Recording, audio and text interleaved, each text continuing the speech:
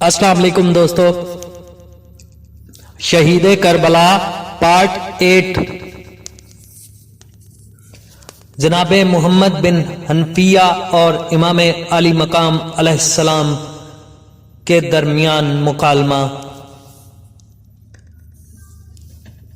امام مظلوم کی روانگی سے قبل بعض حضرات و خواتین نے اپنی اپنی عقل و فکر کے مطابق امام علی مقام علیہ السلام کو مختلف مشورے دیے،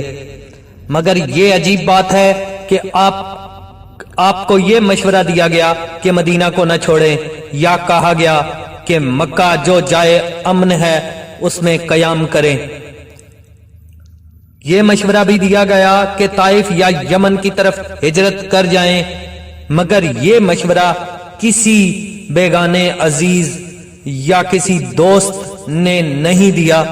کہ آپ یزید کی بیعت کر لیں، جس سے یہ بات واضح ہو جاتی ہے کہ ان سب کے نزدیک یہ ایک ناممکن بات تھی، کیونکہ اس میں صرف اسلام ہی کی نہیں بلکہ پورے عالم انسانیت کی ہلاکت و بربادی تھی، لہذا اس کا اختیار کرنا حسین علیہ السلام کے لیے کسی طرح بھی ممکن نہ تھا۔ بہرحال ان مشورہ دینے والوں میں جن حضرات و خواتین کے نام نمایاں نظر آتے ہیں وہ یہ ہیں: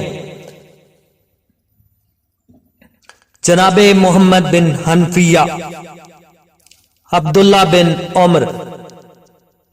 عبداللہ بن عباس، حضرت ام سلمہ سلام اللہ علیہا۔ جناب محمد بن حنفیہ نے آپ علیہ السلام کو یہ مشورہ دیا کہ فی الحال مکہ کو اپنا مستقر بنائیں اور رسل اور رسائل کے ذریعہ لوگوں کو اپنی بیعت پر آمادہ کریں، اگر وہ اس پر متفق ہو جائیں تو پھر بہا، ورنہ ریگستانی صحراؤں اور کوہساروں کے دامنوں میں اور شہر بشہر منتقل ہوتے رہیں اور لوگوں کے انجام کار کا انتظار فرمائیں اور پھر کوئی آخری رائے قائم کریں۔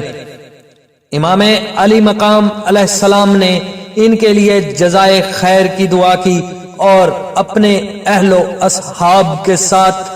مکہ کی طرف روانگی کے مصمم ارادہ کا اظہار فرمایا۔